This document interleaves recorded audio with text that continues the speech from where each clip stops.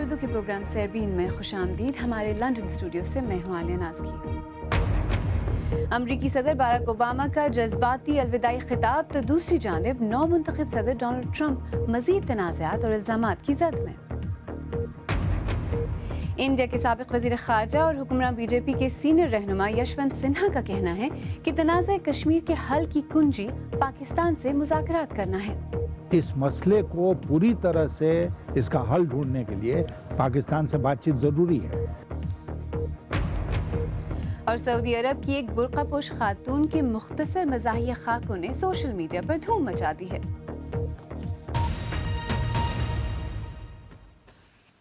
अमरीकी नौमुंतखब सदर Donald Trump ने खुद से मुतल्लिक़ शर्मसार करने वाले मवाद को रूसी खुफिया इदारों की जानिब से इकट्ठा किए जाने की खबरों को कीचड़ उछालने के मुतरादिफ करार दिया है। दूसरी तरफ सुबकदोश होने वाले अमरीकी सदर बराक ओबामा ने शिकागो में कौम से अपने जज्बाती अलविदाई खिताब में अमरीकियों से कहा है कि 8 साल पहले की निस्बत इस वक्त अमरीका हर लिहाज से बेहतर जगह है। तफसील के साथ ग़ज़नफ़र हैदर। नौमुंतखब अमरीकी सदर डोनाल्ड ट्रंप ने अपने ट्विटर अकाउंट पर गुस्से से भरी ट्वीट की और मीडिया रिपोर्ट्स का हवाला दिए बगैर कहा कि ये बिल्कुल गलत खबर है और ये सियासी नाइंसाफ़ी है। इससे कबल अमरीकी मीडिया ने गैर मुसद्दक़ा ज़राए से ये खबर दी थी कि रूसी खुफिया इदारों ने मिस्टर ट्रंप से मुतालिक ज़ाती तौर पर शर्मसार करने वाला मवाद हासिल कर लिया है। मीडिया में यह भी कहा गया है कि अमरीकी हसास इदारों ने डोनाल्ड ट्रंप को इस हवाले से आगाह भी किया था, ताहम अवामी सतह पर कुछ नहीं कहा गया। वो आज प्रेस कॉन्फ्रेंस करने वाले हैं और ख्याल किया जा रहा है कि इस कॉन्फ्रेंस में वो अपने कारोबार में बदउनवानी से मुतालिक इल्ज़ामात का जवाब देंगे। डोनाल्ड ट्रंप की हलफ बर्दारी में सिर्फ 9 दिन बाकी रह गए हैं और आने वाले दिनों में अमरीकी सदारत से मुतालिक नज़ाकतों और खदशात को बिना कोई नाम लिए सदर ओबामा ने अपने अलविदाई खिताब का मौजू बनाया। रुखसत होने वाले अमरीकी सदर बराक ओबामा ने अपनी अलविदाई तकरीर पुरानी रवायतों को तोड़ते हुए वाशिंगटन के बजाय शिकागो में मुनक्किद की। 9 दिन बाद बराक हुसैन ओबामा नौ मुंतखब सदर डोनाल्ड ट्रंप के हाथों में एक ऐसे मुल्क की क़यादत सौंपेंगे जो कि सियासी तौर पर पहले से कहीं ज़्यादा बटा हुआ है।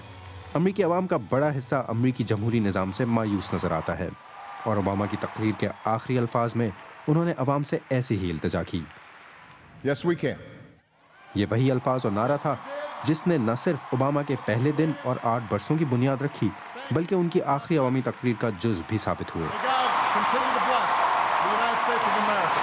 Ghazanfar Haider, BBC news. और इसी बारे में मज़ीद बात करने के लिए इस वक्त वाशिंगटन से हमारे साथ बराह रास्त मौजूद हैं हमारे नामनिगार ब्रजेश उपाध्याय। ब्रजेश, ट्रंप से मुतल्लिक़ तनाज़ात वैसे नए तो नहीं हैं, लेकिन इस खबर ने कोई ज़्यादा ही बड़ा सियासी मसला बना दिया है क्या? जी देखें आलिया, अपने इंतखाबी मुहिम के दौरान वो रूस का, पुतिन का ज़ोरदार दिफा करते रहे थे और इसलिए इस इल्ज़ाम को इस वक्त और ज़्यादा हवा मिल रही है। दूसरी बात, ये दस्तावेज़ तकरीबन 1-2 महीने से कहा जा रहा है कि वाशिंगटन में घूम रहे थे, लेकिन जब खुफिया इदारों ने अपनी रिपोर्ट में 1-2 पन्नों की अलग से एक सिनॉप्सिस इस पर उन्हें पेश की तो इसे इस तरह से देखा जा रहा है कि वो भी इसे संजीदगी से ले रहे हैं। ट्रंप सुबह से ट्वीट्स की बौछार कर रहे हैं, अपने सियासी मुखालिफिन पर आरोप लगा रहे हैं, इल्ज़ाम लगा रहे हैं कि उनका हाथ है और कह रहे हैं कि खुफिया इदारों ने इस फेक न्यूज़ को लीक कैसे होने दिया। और अब से कुछ देर में जब उनकी प्रेस कॉन्फ्रेंस होगी तो जाहिर है उसमें एक बहुत बड़ा मुद्दा बनकर, मौजू बनकर के उठेगा। जी ब्रजेश, जैसा कि आपने भी कहा, इस खबर का जरिया भी वैसे इंटेलिजेंस इदारे ही हैं जिनसे ट्रंप वैसे ही बज़ाहिर नाखुश नज़र आते हैं, तो ये जो एतमाद की कमी है, एस्टैब्लिशमेंट इसके बारे में परेशान तो होगी। बिल्कुल, इसमें ये एक परेशानी का सबब बन सकता है। ख़ास तौर से ये अलग बात है कि उन्होंने CIA के नए सरबरा वो अपॉइंट कर रहे हैं, DNI नए अपॉइंट कर रहे हैं, लेकिन जो लोग काम करते हैं इन एजेंसियों में उनकी काबिलियत पर ट्रंप ने बार बार सवाल उठाए हैं और कहा जा रहा है कि जो आने वाले दिनों में पॉलिसीज़ बनेंगी, ख़ास तौर से सलामती को लेकर, अमेरिका के इत्तेहादी मुल्कों की सलामती को लेकर, वो इन्हीं लोगों की ब्रीफिंग्स की बदौलत बनती है। तो ऐसे में माहिरीन कह रहे हैं कि कहीं ऐसा ना हो कि ये लोग सिर्फ ऐसी रिपोर्ट्स डोनाल्ड ट्रंप के सामने पेश करना शुरू कर दें जिनसे ट्रंप इत्तेफाक रखते हो और ये मुल्क के लिए खतरनाक हो सकता है। वॉशिंगटन से ब्रजेश उपाध्याय, हमसे बात करने का बहुत शुक्रिया। और अब दीगर अहम मौज़ूआत पर भी एक नज़र। म्यांमार के नायब वज़ीर ख़ारजा रोहिंग्या मुसलमानों के मामले पर बात करने के लिए बांग्लादेश पहुँचे हैं। म्यांमार के रखाइन सूबे में फ़ौज की रोहिंग्या मुसलमानों के ख़िलाफ़ कार्रवाइयों के बायस इस अक़लियती बिरादरी के लाखों अफराद सरहद पार बांग्लादेश में दाखिल हो रहे हैं। सिंध के 80 साल गवर्नर जस्टिस रिटायर्ड सईदुज्जमा सिद्दीकी बुध की शाम कराची में इंतकाल कर गए।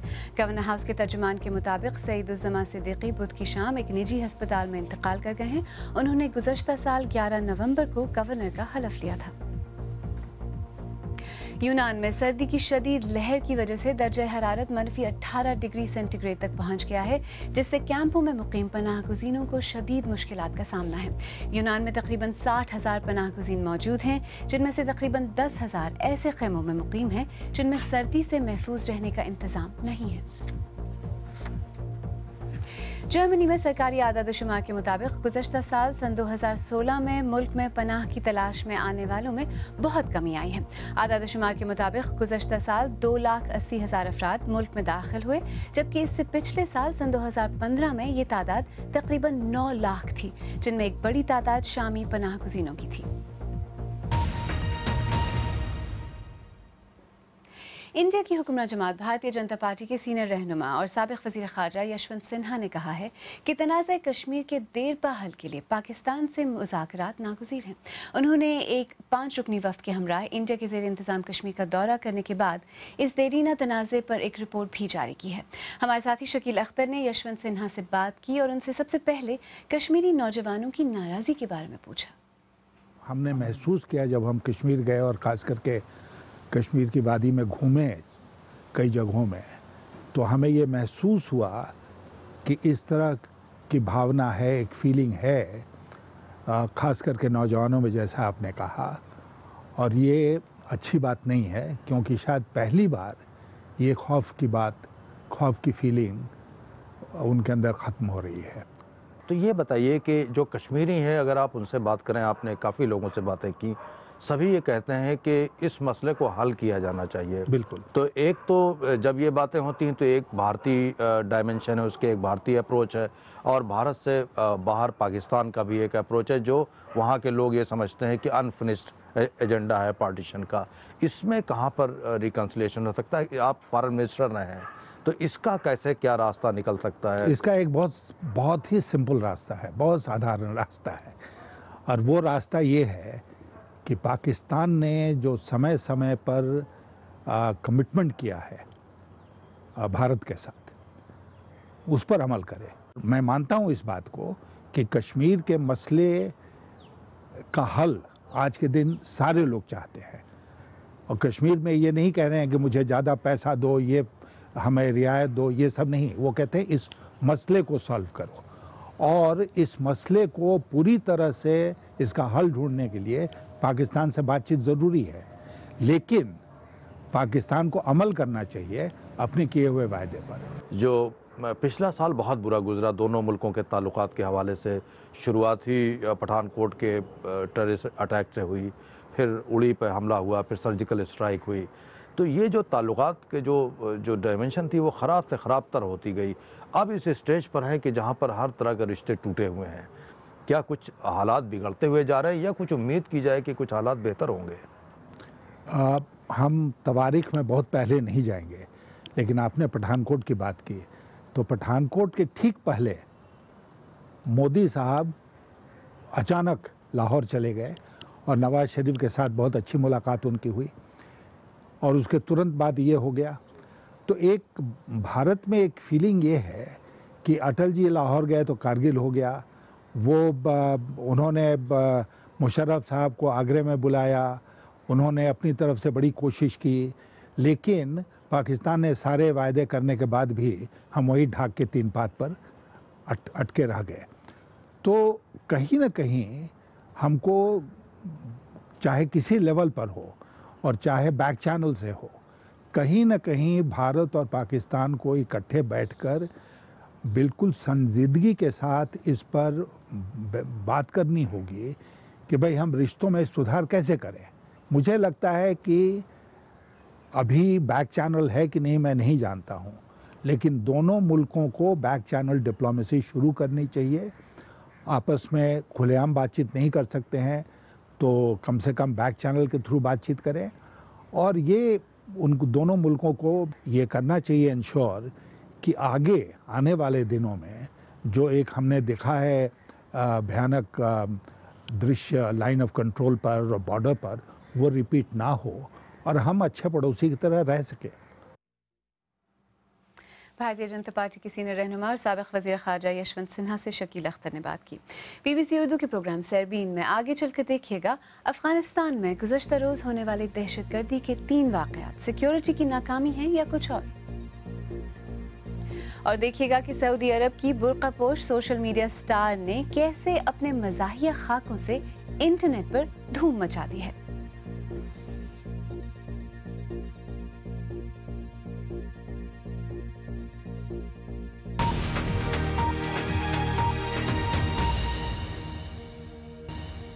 BBC उर्दू के प्रोग्राम सरबीन में एक बार फिर खुशामदीद। मैं हूँ Alia Nazki.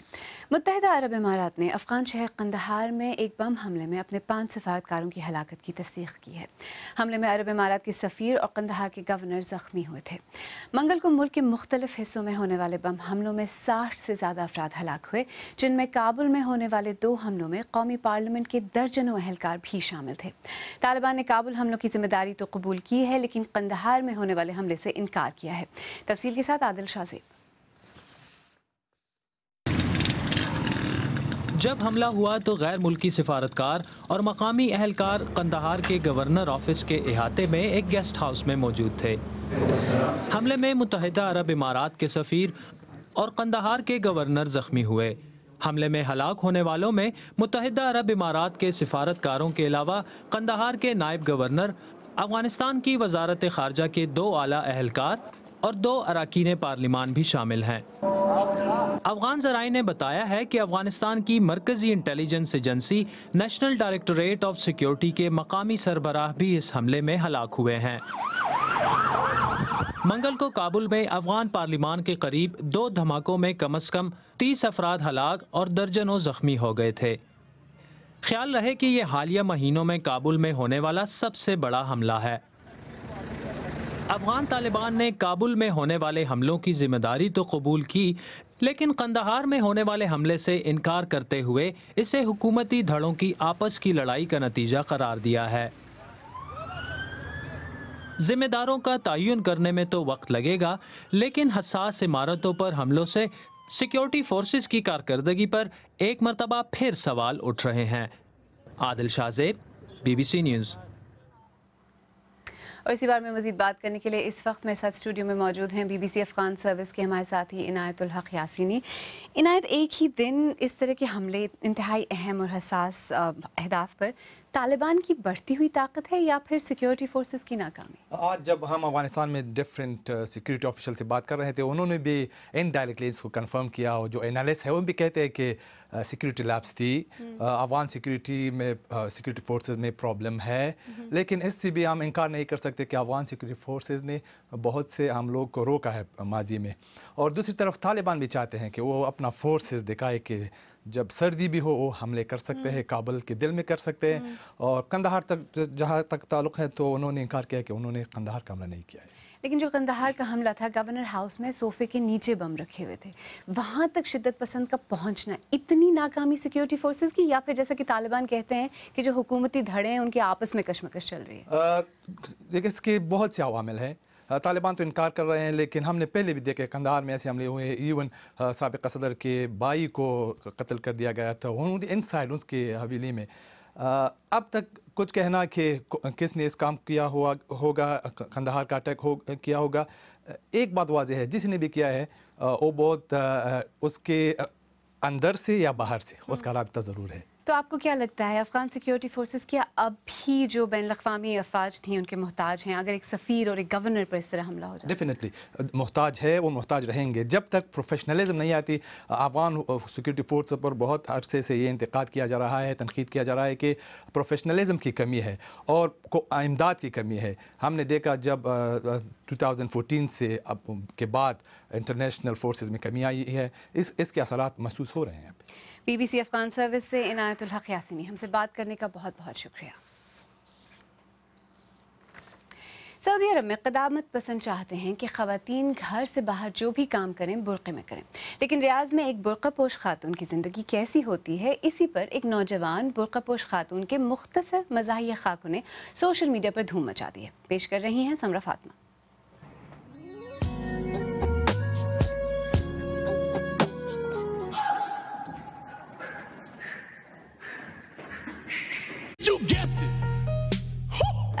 what's up you guys? My name is Amy Rocco. मेरा नाम एमी रोको है और मैं एक कूल शख्सियत हूँ। रियाद में मुकीम 22 बरस की एमी रोको की आजकल सोशल मीडिया पर धूम है। इंस्टाग्राम पर 13 लाख लोगों ने इनकी मुख्तसर दौरानिये के मज़ाहिया क्लिप देखे हैं। उनके खाके इन रिवायती तसव्वुरात को चैलेंज करते हैं जो बुर्का पोश ख़वातीन को एक मुख्तसर दायरे तक महदूद कर देते हैं। Reactions are amazing. कुछ अच्छा रद्दअमल होता है, कभी ज़बरदस्त रद्दअमल और कभी कुछ खास नहीं। लेकिन मैं बुरे रद्दअमल को खातिर में नहीं लाती क्योंकि इनको ये पूरी तरह समझ नहीं आता कि मैं क्या करती हूँ। शायद उनके लिए इखलाकियात की तशरीह मुख्तलिफ है। मसलन रियाद में हम गाड़ी नहीं चला सकती तो हमने आमद-ओ-रफ्त के दूसरे तरीके अपनाए हुए हैं। नकाब पहनने वाली ख़वातीन के हवाले से तंज़ मज़ाक के मैदान में बहुत कुछ किया जा सकता है तो मैं उन पहलुओं को जाहिर करती हूँ और करूँगी। मुझे कैसा महसूस होता है? ज़बरदस्त। लगता है कि मैं वो कुछ कर सकती हूँ जो कोई और नहीं कर सकता। मैं हमेशा से ही मीडिया में आना चाहती थी, हमेशा से। इंस्टाग्राम से बहुत पहले जब मैं 17 या 18 बरस की थी तो मैंने एक केबल टीवी कंपनी से बात की और कहा मैं यहाँ काम करना चाहती हूँ। तो उन्होंने हैरानगी से कहा कि इस नकाब के साथ कोई चांस ही नहीं। They were like, listen, like with this, there is no chance. Does it give me freedom? क्या इससे मुझे आज़ादी मिलती है? हाँ मिलती है, क्योंकि बहुत सारे लोगों का ख्याल है कि बुर्का आपको दबा देता है, जो आप हैं वो बनने से रोकता है। लेकिन मेरे लिए ये एक मदद है और मैं जो हूँ बिल्कुल वही बनती हूँ और लोगों को अपनी वो शख्सियत दिखाती हूँ जो पहले नहीं दिखा सकती थी। That I couldn't show people before. अगर आप चाहें तो मुझसे और हमारी टीम के दीगर साथियों से ट्विटर पर भी रब्ता कर सकते हैं। मेरा ट्विटर हैंडल है @आलियानाज़की। इसके साथ ही सरबीन इख्तिताम को पहुंचा। प्रोग्राम में पेश होने वाले मौज़ूआत पर अगर आप अपने ख्यालात का इजहार करना चाहें तो फेसबुक पर हमारा सफ़ा हाजिर है। आप हमारे ट्विटर हैंडल @BBC उर्दू के ज़रिए भी हमसे रब्ता कर सकते हैं। आलिया नाज़की को इजाज़त दीजिए।